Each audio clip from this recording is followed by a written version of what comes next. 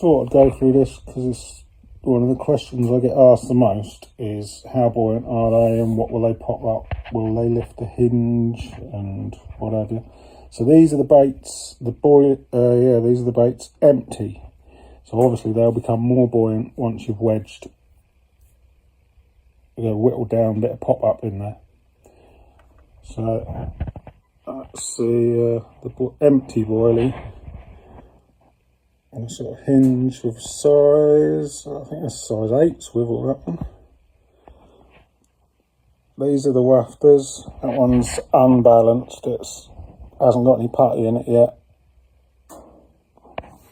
And that's an empty on a Ronnie. I think it's a size 4 Fox Curve, I think, if I remember. So that's with them empty. Obviously, most sort of artificial baits, the struggle is getting the buoyancy in them, but these don't struggle at all.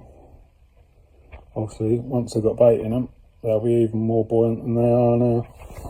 And I tend to pin them down with those Fox pop-up weights, just to fully pin them down. But then, in the bottom of each bait, there's a hole, a 2.5mm hole in the barrels. Pretty much in everything I do, there's a 2.5mm hole where once you've gone and wedged a whittled down pop up in there, you can take a 2.5 drill bit and drill out some bait, and then just wedge putty in there to balance them however you want.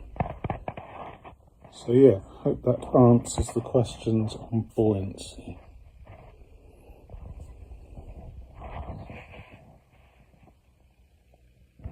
So to go on from the buoyancy of the empty baits on their own, once you've wedged your matching pop up or whatever you want to do in there, this is how buoyant they are. Once your pop up's in there, and obviously you can bring the buoyancy back down by drilling them out and putting the putty in there. These Fox pop up weights are bloody brilliant. Because these straps that little bit of rubber in them and the crows can't take those off. So that's what I'd pin them down with personally. Because you've got to remember that the crows will take out a bit of that bait out the top. And it kind of depends where you've got it in the lake, really.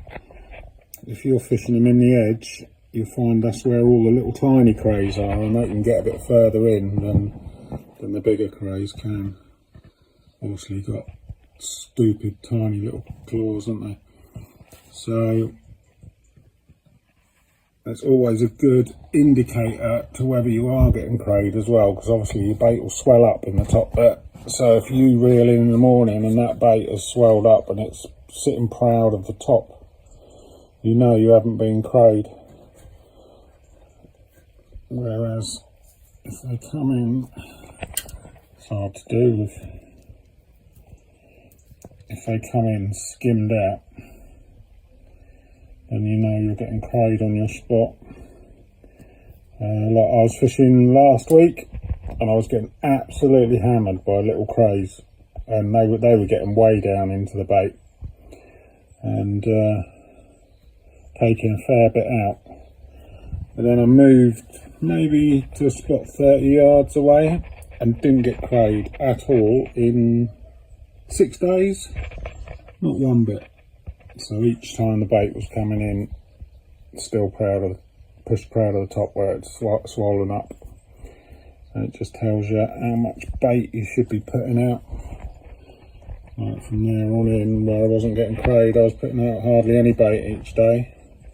I was for the first few days on a different spot, I was having to pile it in. So that's a good indicator of what's happening.